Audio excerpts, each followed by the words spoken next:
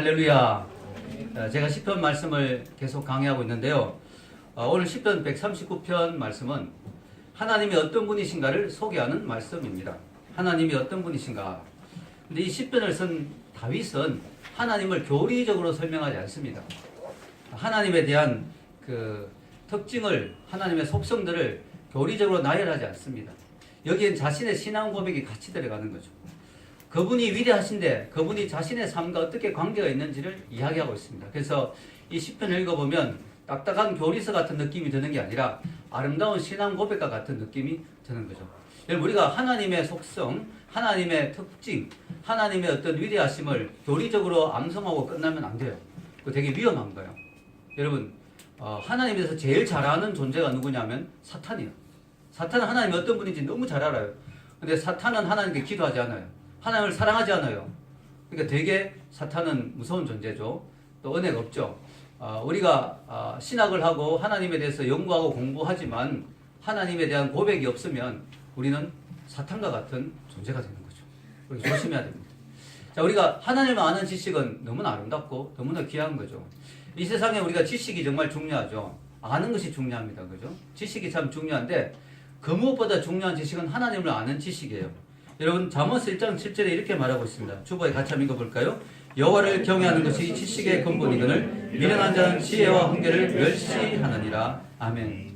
우리가 지식이 정말 필요한데 모든 지식의 근본이 뭐냐? 여호와를 경외하는 것이 지식의 근본이다.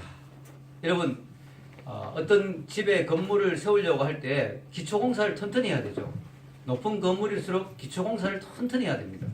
이 기초공사가 뭐냐면 여호와 아는 지식이에요. 우리가 이 세상을 살면서 세상 학문을 공부하지 않습니까? 세상의 것들 여러 가지 공부하는데 여호와를 아는 지식이라는 그 기초가 튼튼한 그 상황에서 그 기초 위에 우리의 지식을 쌓아야지, 그거 없이 세상 지식을 쌓으려면 한순간에 무너지고 마는 것입니다. 그래서 여호와를 아는 지식이 정말 중요하다. 이것을 멸시하는 자들이 있습니다. 하나님이 무슨 필요해? 하나님이 내 인생에 무슨 도움이 돼? 여호와를 아는 지식 그런 게 무슨 필요해? 라는 사람을 뭐라고 합니까? 미련한 자라고 오늘 성경이 이야기하죠. 미련한 자는 여호와를 아는 지식을 멸시한다. 우습게 여긴다. 여러분, 이 하나님이란 분은요, 우리의 머리로는 도저히 상상할 수가 없는 분이에요. 어느 정도 우리하고 비슷하면 우리가 추측할 수 있고 상상할 수가 있는데 하나님이라는 존재는 너무 엄청나기 때문에 우리 머리로는 도저히 알 수가 없어요. 아무리 연구해도 알 수가 없어요. 마치 뭐와 같으냐면 개미들이 자기들끼리 아무리 인간이 뭔가를 연구해도 머리 싸매고 박사학위 공부해도 알 수가 없어요. 개미들은. 왜냐하면 존재가 전혀 다르기 때문에. 근데 개미하고 인간하고 차이보다 하나님과 인간 차이가 더 크죠. 개미와 인간은 다 피조물인데 하나님은 창조주잖아요. 그런 위대한 하나님이라는 존재에 대해서 우리가 머리로는 도저히 알 수가 없어요. 그래서 사실 하나님을 안다는 것은 불가능하다. 근데 다행히 하나님이 자기가 어떤 분인가를 조금 계시해 놓으셨어요. 성경이 바로 계시의 말씀이죠. 성경이 있어서 다행이에요. 성경 없이 우리 철학자들, 사상가들이 아무리 연구해도 하나님이 어떤 분인가를 전혀 알 수가 없어요. 근데 감사하게도 하나님이 이런 존재다라고 계시, 숨겨져 있는 걸 드러내는 게 계시잖아요. 하나님이 성경을 통해서 자기를 계시해 놓았어요. 그래서 우리가 다행히 하나님을 알 수 있는 길이 열렸어요. 그래서 중요한 것은 우리가 하나님이 어떤 분인가라고 고민하고 생각할 때는 절대로 내 머리로 내 상상으로 생각하면 안 되고 하나님의 계시의 말씀에 근거해서 생각해야 하나님을 정확히 이해할 수 있습니다. 아멘입니까? 정말 그것이 중요한 것이죠. 자, 오늘 성경은 하나님의 중요한 세 가지 속성을 이야기하고 있어요. 그게 뭐냐면은 하나님이 전지하시다. 모든 걸 다 아신다. 그다음 하나님이 무소부재하시다. 어디나 계시다. 그다음 하나님이 전능하시다. 모든 걸 할 수 있는 능력이 있으시다. 이 세 가지를 오늘 다윗은 이 시편에서 말씀하고 있어요. 그래서 우리가 오늘 이 시간에는 이 세 가지 하나님의 특성을 생각해 보기를 원합니다. 첫째, 하나님이 뭐 하시다고요?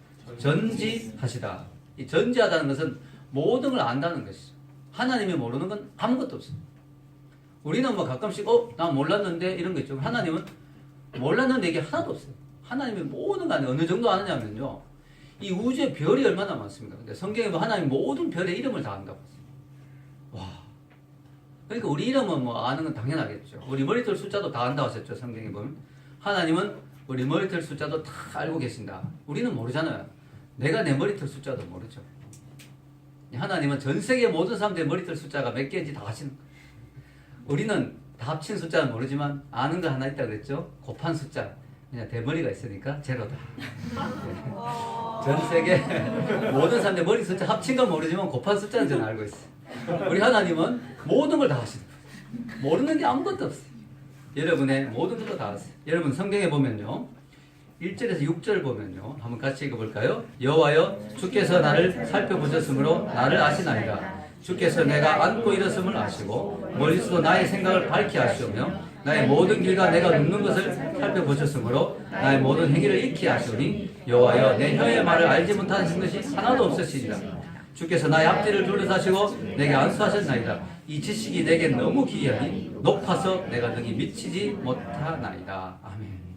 여기 보면 안다는 말이 계속 나오죠. 하나님이 안다, 아신다, 안다. 근데 하나님이 별의 숫자도 아시고 이 지구에 있는 돌멩이 숫자도 다 아시고 모래 숫자도 다 아시지만 중요한 건 하나님이 나에 대해서도 알고 계신다. 나에 대해서 너무 잘 알고 계신다. 어느 정도 알고 계시냐? 앉고 일어서는 것도 아시고 내가 하루에 얼마나 많이 앉고 일었습니까? 이거 다 아신다는 거예요. 근데 하나님이 심심해서 오늘 민준이가 몇 번 앉았다 몇 번 일어섰지 그거 계산하고 있다는 뜻이 아니에요. 앉고 일어서는 건 뭐냐면 행동이거든요. 내가 행하는 모든 걸 다 아신다는 거죠. 또 나의 생각을 다 아신다. 내가 하루에도 얼마나 많은 생각을 합니까? 5만 가지 생각을 다 하시죠. 근데 이 생각을 다 하신다면 하나님이 또 뭐예요? 나의 길과 눕는 것도 아시고 나의 모든 행위를 아신다. 나의 해 모든 말도 아신다. 크게 보면 나에 대해서 세 가지를 아신다는 거죠. 나의 행위, 나의 생각, 나의 언어, 내가 하는 말 다 아신다는 거예요. 왜 이렇게 나에 대해서 많이 아시는가? 뭘 이렇게 많이 아시는가? 여러분, 이거는요 하나님의 관심이고 사랑이에요. 여러분 오늘 보면요 1절에 이런 말이 있죠. 1절에 여호와의 주께서 나를 살펴보셨으므로 나를 아시나이다. 여러분 살펴볼 때 왜 살펴봐요? 관심 있으니까 살펴보는 거죠. 이 살펴본다는 말은 관심을 의미하는 거예요. 하나님이 지식적으로 그냥 나를 아는 게 아니에요. 물론 하나님은 모든 것에 대한 모든 지식이 다 있죠. 하나님에게는. 그러나 그렇기 때문에 나를 안다는 뜻이 아니에요. 여기서는. 나에게 관심이 있어서 나를 살펴봐서 안다는 거예요. 얼마나 감사합니까? 하나님이 내가 무엇이간데 진짜 하나님 보시기에는 정말 이 우주 전체에 비해서 나는 정말 티끌보다 못한데 뭐 존재의 가치도 없는 존재일 수도 있는데 전혀 카운트할 수 없는 존재인데 하나님은 나를 살펴보신다는 거죠. 할렐루야. 얼마나 큰 은혜입니까? 얼마나 큰 사랑입니까? 나에 대해서 관심을 가지신다. 나를 살펴보신다. 그래서 하나님이 나를 안다는 것은 여기서는 하나님의 사랑과 관심을 의미하는 거예요. 얼마나 위로가 되고 얼마나 감사한 말인지 모릅니다. 여러분 성경에 보면은 삭개오라는 사람이 있었어요. 하나님이 예수님이 하나님이시잖아요. 삼위일체. 예수님이 땅에 오셨을 때 삭개오를 딱 보는 순간 뭐라 했어요? 삭개오야. 즉 삭개오의 이름을 아신 거야. 이 여기서 예수님이 삭개오를 아신 것은 신의 지식으로만 안 게 아니에요. 삭개오에게 관심이 있다는 의미예요. 그래서 여기서 예수님이 삭개오를 안다는 것은 단순히 삭개오의 이름을 지식적으로 안다는 게 아니에요. 관심이 있다는 거죠. 삭개오야 내가 너에게 관심이 있다. 여러분 우리가 학교에서 공부할 때도 관심 있는 자매, 관심 형제 같은 게 이름이 좀 의미가 있잖아요. 이름을 부를 때 야! 이름을 부를 때 그냥 부르는 게 아니죠. 출석부 여러분 우리가 좋아하는 사람 남녀공학이라 생각해서 좋아하는 사람 이름을 딱 부를 때는 선생님이 출석부 부를 때 부르는 것처럼 부르지 않잖아요. 관심이잖아요. 관심. 사랑이잖아요. 애정이 있잖아요. 거기에는. 여러분 예수님이 삭개오야 라고 할 때는요. 삭개오야 내가 너 이름 알거든. 이것만이 아니에요. 삭개오야 내가 너의 외로움을 안다. 너의 공허함을 안다. 내가 돈이 많지만 마음이 허무한 걸 안다. 너의 내면의 깊은 슬픔과 고통을 안다. 삭개오야 내가 너를 안다. 라는 의미입니다. 할렐루야. 얼마나 감사합니까? 제자들이 폭풍을 만났을 때 너무나 고통스러웠죠. 칠흑같이 어두운 밤에 갈릴리 바다에서 큰 폭풍을 만나서 죽게 되었을 때 예수님은 산에 기도하고 없어요. 예수님 안 계신데 폭풍이 몰려왔어요. 주여! 부르짖을 때 예수님이 그 밤에 정확하게 제자들 있는 그 보트, 그 배로 예수님은 물 위를 걸어서 다가오셨어요. 예수님은 제자들이 어디 있는지를 위치를 정확하게 아셨죠. 이것은 단순히 예수님이 위치를 안다는 내비게이션의 의미가 아니고 GPS의 의미가 아니고 예수님은 제자들을 사랑하시고 관심을 가졌어요. 그 위험한 순간에 제자들을 찾아와 주신 것이죠. 관심입니다. 하나님의 알면 관심이에요. 그래서 얼마나 감사한지 몰라요. 하나님 나를 안다고 할 때는 나의 모든 형편과 사정을 다 하신다는 거죠. 나의 힘든 거, 나의 어려운 거, 나의 고통스러운 거, 나의 모든 형편과 사정과 처지를 다 아신다는 거죠. 오늘 성경에 보면 하나님이 나를 앞뒤로 좌우로 둘러싸시고 안수하신다. 나를 품으시고 보호하신다는 거죠. 그래서 여러분들이 하나님 여러분의 모든 걸 다 아시기 때문에 힘들고 어려울 때마다 하나님께 나와야 될 줄로 믿습니다. 하나님 앞에 기도해야 될 줄로 믿습니다. 하나님이 다 아시는 거예요. 두 번째는 하나님이 어떤 분이냐? 무소부지하신 분이다. 무소부지하신다. 이 말은 뭐냐면은 안 계신 곳이 없다 하는 것이죠. 안 계신 곳이 없다. 요즘 유비쿼터스라고 해서 그죠? 여기 있으면서 집에 모든 걸 다 조작하잖아요. 내가 여기 있지만 거기 있는 거와 똑같은 거죠. 너무 신기하죠. 하나님이 바로 이런 분이다. 현재하신다라고 표현하죠. 그래서 이게 하나님이 어디 곳에나 계신다 하는 뜻입니다. 안 계신 곳이 없어요. 그러면서도 하나님은 거기에 매여 있지 않아요. 얽매여 있지 않아요. 하나님은 어느 곳에나 계시지만 그곳에 또 매여 있는 분은 아니에요. 하나님은 어디나 계시지만 어디든지 매여 있는 분도 아니고 어디든지 하나님을 차단하고 막을 수 있는 것도 없습니다. 어디든지 다 계세요. 자, 하나님은 우주 만물 가운데 계신데요. 이 우주 만물 속에만 있다고 하면 그거는 어떤 그 유해지적인 신학이죠. 하나님은 우주 만물 속에 깃들어 있고 우주 만물이 곧 하나님이다. 이건 아니에요. 우주 만물 속에 하나님이 다 충만하게 있으면서도 우주 만물을 품고 계세요. 우주 만물 안에 있으면서도 바깥에 있는 거죠. 여러분 예수님을 어떻게 표현하냐면은 에베소서 1장 23절 읽어보겠습니다. 교회는 그의 몸이니 만물 안에서 만물을 충만하게 하신 이의 충만함이니라. 아멘. 이 교회는 그의 몸이니 그가 누굴까요? 여기서 예수님이죠. 예수님이 하나님이니까요. 하나님이 어떤 분이냐? 만물 안에 계시면서도 만물을 충만하게 하시는 그분이라는 거예요. 어떻게 만물 안에 있으면서 만물을 충만하게 하고 만물 속에 있으면서도 만물을 다 품을 수 있느냐? 잘 이해가 안 되죠. 저는 이걸 이해하기 쉬운 비유가 이런 거라고 생각해요. 빈병이 있어요. 빈병이. 빈병을 바닷물 속에 탁 던져 넣어요. 그럼 바닷물 속에 빈병이 바닷물이 빈병 속으로 쫙 들어가잖아요. 바다 속에 가라앉잖아요. 그거는 빈병 안에 바닷물이 가득 있는데 바닷물이 거기만 있지 않죠. 빈병을 또 둘러싸고 있죠. 그거 같아요. 하나님이 만물 속에 계시면서도 만물을 다 둘러싸고 계세요. 하나님 만물 속에 있으면서 만물을 다 품고 계세요. 만물을 주관하고 다스리는 줄 믿습니다. 하나님은 어느 곳에나 계십니다. 하나님이 무소부지하실 수 있는 이유는 영이시기 때문에. 성경은 하나님은 영이시라고 되어 있거든요. 하나님이 영이시기 때문에 어디나 계실 수 있어요. 예수님이 하나님이지만 어디나 계시지 못했죠. 왜냐? 예수님은 그때 육체로 오셨기 때문에 어디나 계시지 못했어요. 예수님을 만나려면 예수님이 계신 그 장소에 찾아가야 됐어요. 예수님이 떠나가셨잖아요. 가시면서 내가 가는 게 더 유익이다 그랬어요. 왜 그럴까요? 가시면서 성령님을 보내니까. 하나님 대신으로 보낸 분이 예수님인데 예수님이 문제가 뭐냐면 어디나 있지는 못했다는 거예요. 예수님이 가면서 내가 가는 게 너에게 유익이다. 왜냐? 이제는 나 대신 하나님의 대리자로 성령님을 보낼 거니까. 성령님은 영이잖아요. 그러니까 어디나 계실 수가 있는 거예요. 지금도 예수님이 그냥 머무르고 계시면 우리 예수님 만나기 얼마나 힘들겠어요. 이스라엘까지 가가지고 줄 서야 되겠죠. 얼마나 힘들겠어요. 줄 서도 우리 차례는 오지도 않습니다. 자, 여러분. 성령을 다른 말로 하면 예수의 영이라 했어요. 하나님의 영이에요.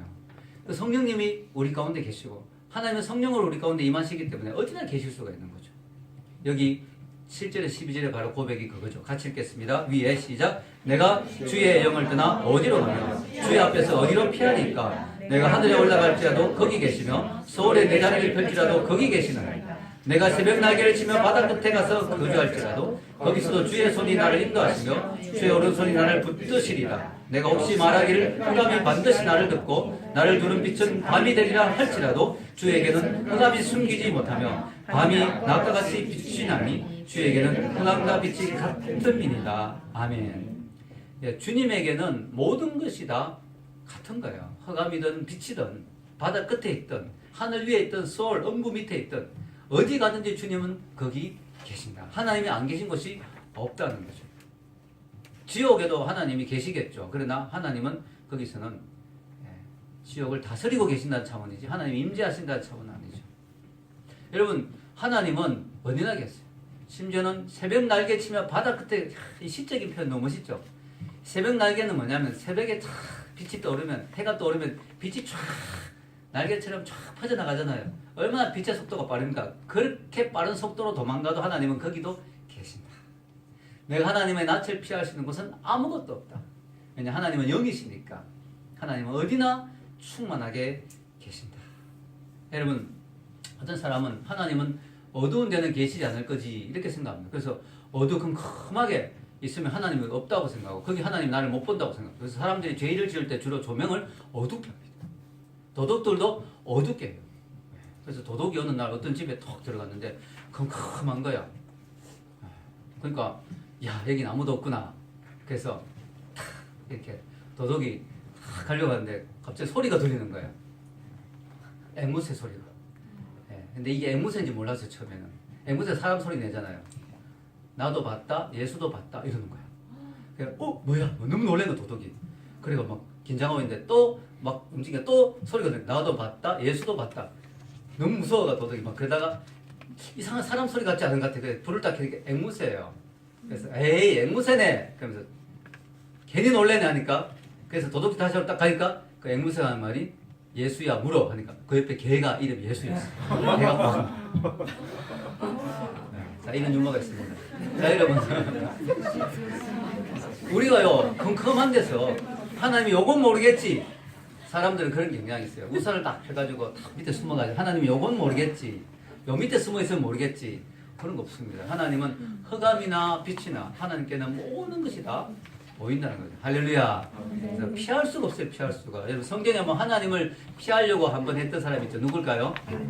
요나. 요나가 보면 하나님이 요나에게 야 요나야 너 저기 아수르가 너무 죄악이 심해가 내가 망하게 해야 되는데 한번 기회를 주고 싶다. 아수르의 수도인 어디? 니느웨로 가라. 거기 가서 하나님이 너희들을 망하게 할 거라고 회개하지 않으면 망한다고 경고해라. 요나가 가야 되는데 하나님의 사명을 맡기셨는데 가기 싫어요. 왜냐하면 아수르가 유대인을 많이 괴롭혔거든요. 요나는 아수르가 망하기를 바라는 거야.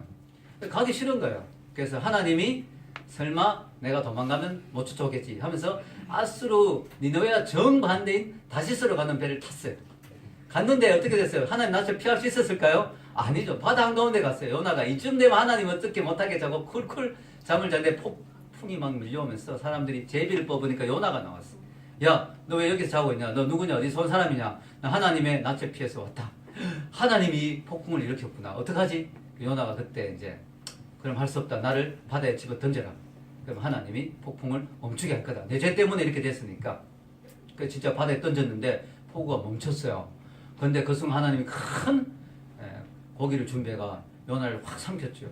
그 요나가 물고기 뱃속에서 하나님의 임재를 느끼면서 기도합니다. 하나님 제가 회개합니다. 저 빨리 살려주세요 하니까 하나님이 요나가 토하게 했는데 물고기가 그날 속이 왜 이렇게 안 좋지 하면서 이제 토했는데 그 토한 장소가 니느웨예요. 이게 물고기를 하나님이 다 조정하시죠. 그래서 니느웨에 다 토하시죠. 그래서 요나가 그때 깨달은 게 뭐야? 하나님은 나를 피할 곳이 없구나. 우리가 하나님이 우리를 따라오시면 우리는 피할 수가 없어요. 우리가 그걸 알아야 돼요. 하나님 우리를 한번 구원하시기로 작정하시면 그 하나님의 그 손길에서 피할 수가 없어요. 하나님이 사명을 주시면 그 사명의 자리에서 피할 수가 없습니다. 여러분 이게 하나님의 은혜예요. 이걸 우리가 하나님을 뭐라고 표현하면 사랑의 추격자. 사랑의 추격자. 하나님 우리를 너무너무 사랑하셔서 우리 그냥 놓아두시면 우리가 지옥에 가니까 하나님 모르고 영원한 멸망으로 가니까 우리 어떻게든지 따라오시고 추격하시죠. 이 하나님의 사랑이에요. 사랑의 추격자시죠. 여러분 하나님의 이 사랑과 은혜 하나님이 여러분에게 관심을 주시고 여러분과 늘 함께 하시기를 원하고 여러분을 끝까지 따라오시는 그 하나님의 사랑의 손길을 뿌리치지 마시기를 축원합니다. 이 세상의 가장 큰 축복은 하나님과 함께 하는 거죠. 하나님을 떠나는 것이 가장 큰 저주예요. 우리가 기쁠 때나 슬플 때나 힘들 때나 일이 잘 풀리지 않을 때나 하나님은 함께 하세요. 우리가 이 하나님의 무소부지하심을 믿는다는 것은 뭐냐? 하나님이 내 삶에 언제나 함께 하신다. 함께 하십니다. 이 예배 장소에 하나님 함께 하신 줄 믿습니다. 아멘입니까? 왜냐? 무소부지하신 하나님이시기 때문에 어디서나 함께 하신다. 이곳에서 예배 드릴 때도 함께 하시고 집에서 예배 드릴 때도 함께 하시고 여러분 출근할 때도 함께 하시고 그러나 우리가 교회에서 예배 드리는 이유는 뭘까요? 하나님 특별히 하나님의 이름을 부르는 장소를 구별해 놓으신 장소가 있어요. 성경에 보면 구약에도 있고 신약에도 있잖아요. 그래서 어디나 하나님 함께 하시지만 특별히 교회라는 장소는 하나님의 임재가 더 함께 하시는 곳. 그래서 여러분 교회를 참 귀하게 여겨야 돼요. 하나님의 임재가 특별히 함께 하시는 곳이니까. 제가 제 친구 목사님이 안양에 교회를 이제 새로 지으셨는데 그때 제가 이제 우리 교회를 개척하기 전이었어요. 그래서 친구 목사님이 힘들다고 좀 도와달라고 해서 그래서 갔어요. 가서 한 1년 정도 같이 섬겼는데 교회를 멋지게 잘 지었어요. 근데 교회 주차장에 꼭 세워놓는 차가 한 대 있어요. 그 교회 주차장. 여기 우리 교회 주차장은 공용이잖아요. 그래도 이 건물 전체 공용인데 그 교회만의 주차장인데 꼭 세워놓는데 문제는 뭐냐면 그 사람이 전화번호를 안 놓고 꼭 세우는 거예요. 그리고 거기에 또 기분 나쁜 게 연꽃이 또 붙어있어요. 너무 기분이 나쁜 거야. 예배 시간에 막 우리가 예배차 막 돼야 되는데 그 떡 중앙에 그냥 세워. 전화번호도 없고 매번 그러는 거예요. 너무 화가 나더라고. 이게 좀 치워야 되는데 그래서 우리가 어떻게 무소란 차였어. 무소 차 종류가 무소. 그래서 무소부지하신 하나님께 기도했죠. 하나님 이 차가 어떻게 됐어? 근데 그렇게 한 2주 지났는데 어느 날 갑자기 밖에 시끄러운 소리가 났어요. 나가보니까 그 차가 이제 차주가 나타났어요. 근데 시동을 거는데 시동이 안 걸리는 거예요. 아무래도 안 걸리는 거예요. 그래가지고 견인차를 불러서 빼는데 교회 기둥 쪽에서 빼는데 엄청 고생을 했어요. 그래서 제가 나가는데 그 차주에게 이야기했죠. 여기 교회인데 이게 좀 이름도 번호도 없이 이렇게 하면 안 됩니다. 그랬더니 다시는 안 올 거야! 하고 가는 거예요. 갔어요. 나중에 그 교회 목사님이 그 정비소에 가서 물어봤어요. 그 차는 어디가 고장났습니까? 하는 말이 그 차 전체가 다 내려앉아 차가 어디서부터 고쳐야 될지 모르겠다고. 그때 제가 느낀 게 하나님의 교회에 연꽃을 붙이고 저렇게 전화번호도 없이 갖다 놓은 하나님이 임재하셔서 내려앉혔구나. 이런 생각이 들더라고요, 솔직히. 위험한 발언입니까? 아닐 수도 있겠지만 우리가 하나님의 임재를 우리가 무시하면 안 된다는 거지. 하나님이 임재하시고 어디나 계시고 그래서 하나님을 경외하고 두려움을 느껴야 된다. 아멘입니까? 하나님을 무시하고 함부로 대하면 안 된다. 하나님에 대한 경외함과 두려움을 느껴야 된다. 여러분 하나님은요 여러분이 잘 될 때만 함께 하시는 게 아니에요. 힘들 때도 함께 하세요. 내가 사망의 엄침한 골짜기에 걸어갈 때도 여호와께서 나와 함께 하신다. 근데 여러분 우리가 인생이 힘들 때는요 하나님이 마치 나와 함께 하지 않는 것 같이 느껴질 때가 있어요.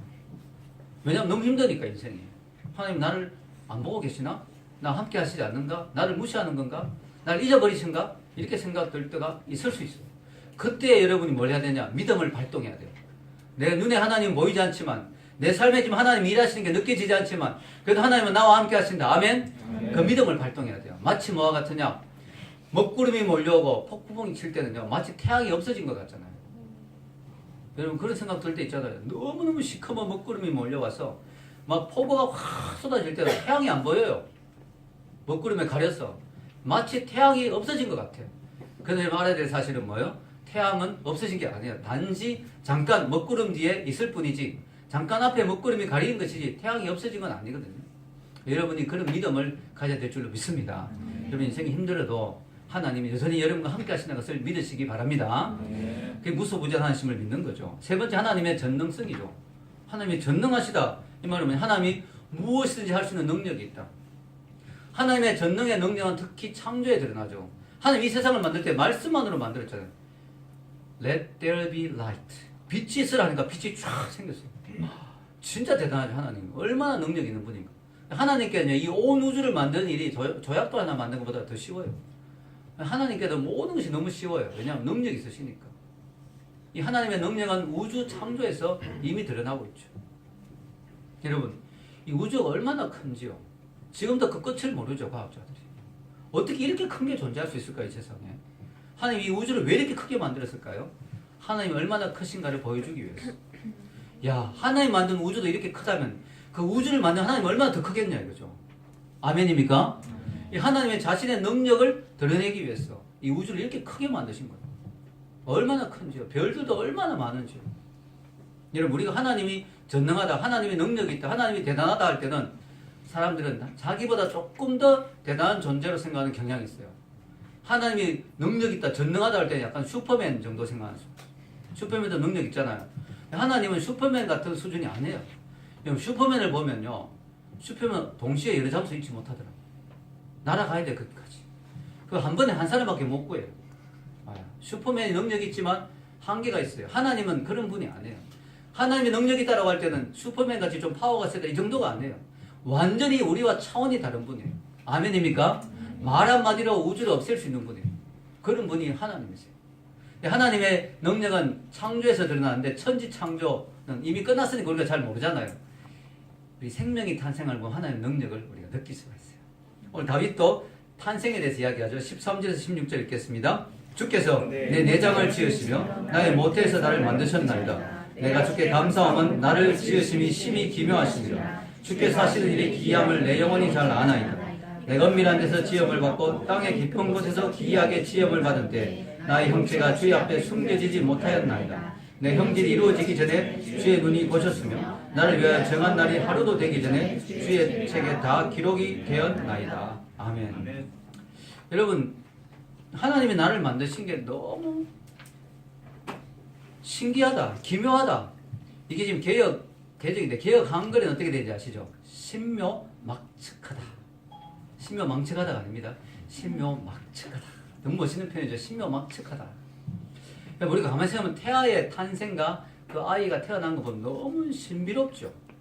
저는 이 뭘 만드는 솜씨가 없어요. 뭘 만들면 다 부서져요.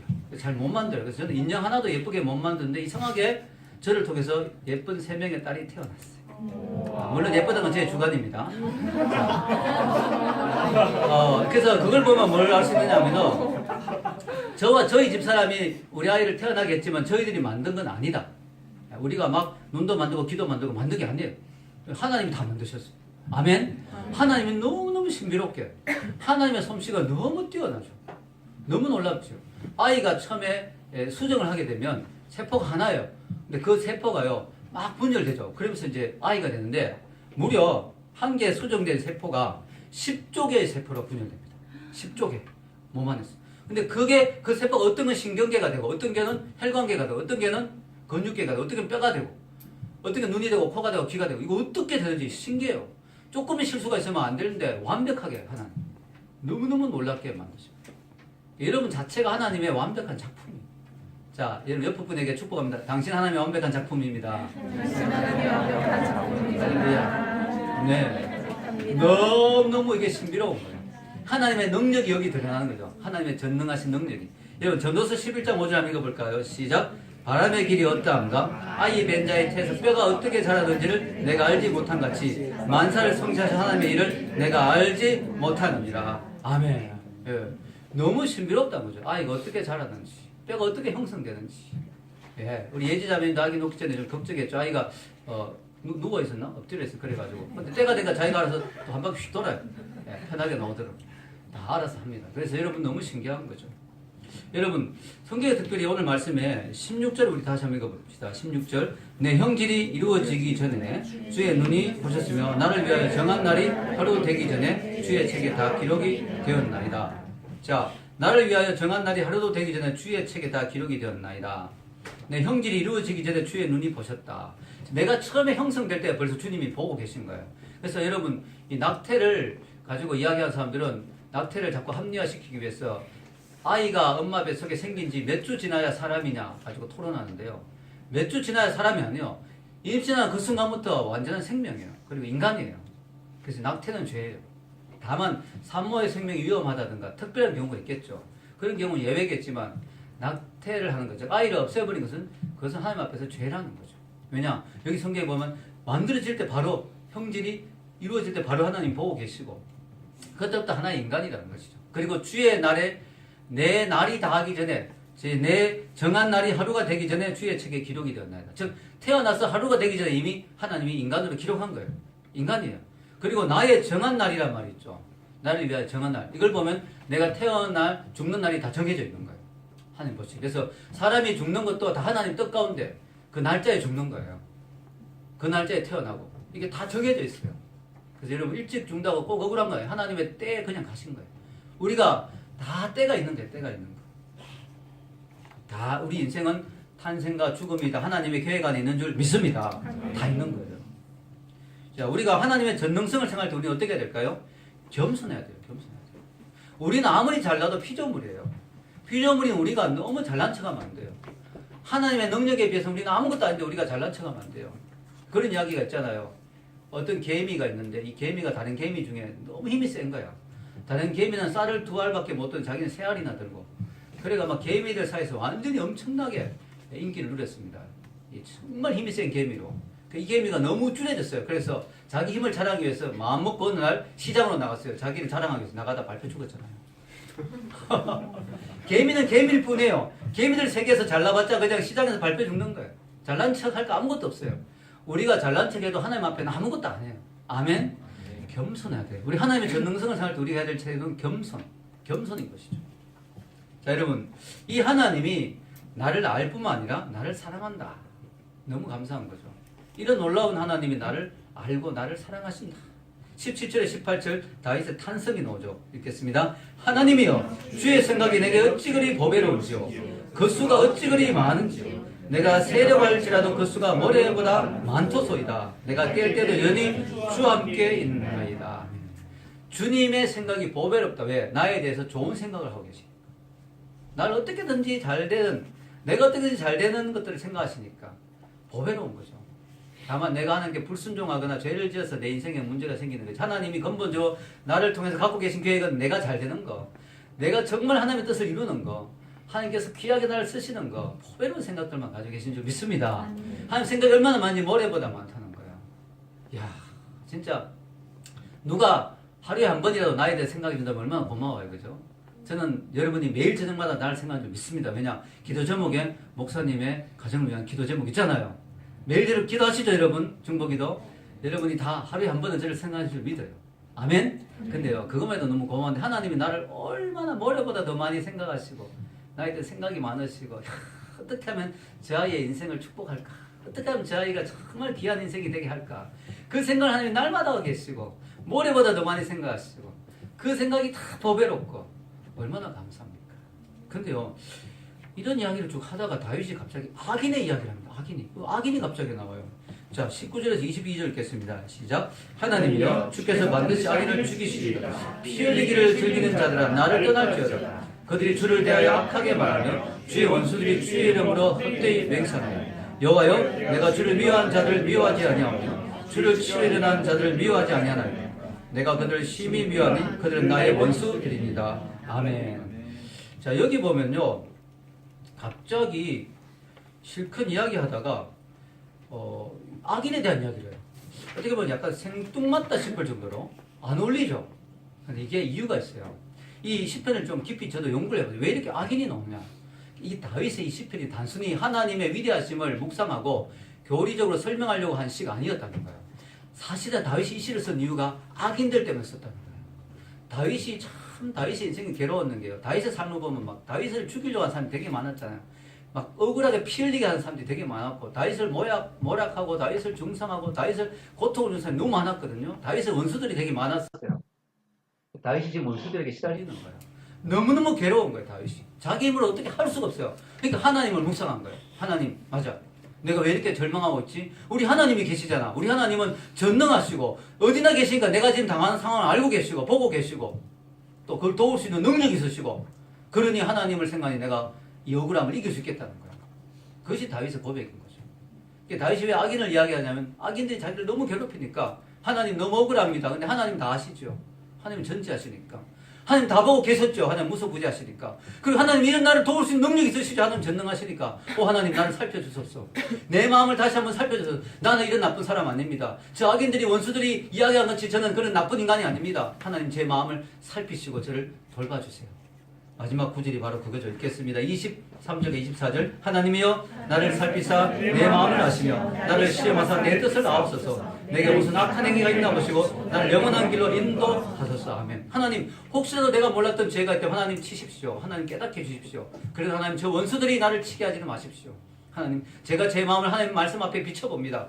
제가 잘못한 게 회개할 게 있으면 회개하겠습니다. 그러나 하나님, 제 억울함을 아시죠. 하나님 제 마음을 살펴봐 주소서. 제 억울함을 들어주소서. 이렇게 다윗이 호소하고 고백하는 것입니다. 여러분, 우리 인생에서 힘들고 어려울 때, 억울할 때 있잖아요. 직장에서도 막 억울하게 당하고 상사들이 나를 억울하게 괴롭히고 그럴 때 하나님 앞에 기도하는 거예요. 이 다윗의 시편을 풀면서 하나님의 위대하심을 묵상. 하나님 다 아시죠. 하나님 다 보고 계시죠. 하나님 내 억울함을 다 아시죠. 하나님 내 마음을 봐주세요. 내 마음을 살펴봐 주세요. 하나님 제 마음 깨끗하게 살려고 노력했지 않습니까? 저도 완벽하지 않습니다. 그러나 저 죄인들보단, 저 악한 원수들보다는 제 낫지 않습니까? 하나님 제 마음을 살펴봐 주시고 제 마음을 점검해 주시고 제가 회개할 게 있으면 회개하겠습니다. 그러나 하나님 저를 도와주세요. 아멘. 그런 고백하는 것이죠. 여러분, 우리가 다윗을 보면서 참 도전을 받는 게, 다윗 하나님 앞에서 내 마음을 봐주세요라고 이야기했어요. 우리가 다윗처럼 투명할 수 있는 사람이 되어야 됩니다. 하나님, 제가 숨겨둔 게 많고요, 죄가 많고요, 비밀이 많아서 하나님 저희 마음을 보면 안 됩니다. 그래 되면 안 되는 거예요. 그럼 이런 기도를 못 하는 거예요. 하나님, 제 마음을 보세요. 아시잖아요, 하나님 제 마음.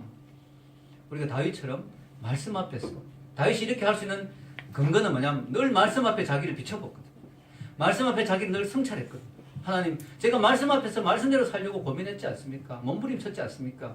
하나님 제 마음을 봐주세요 라고 다윗이 고백합니다. 자, 여러분, 다윗의 결론은 이거예요. 나를 어디로 인도하소서? 영원한 길로 인도하소서.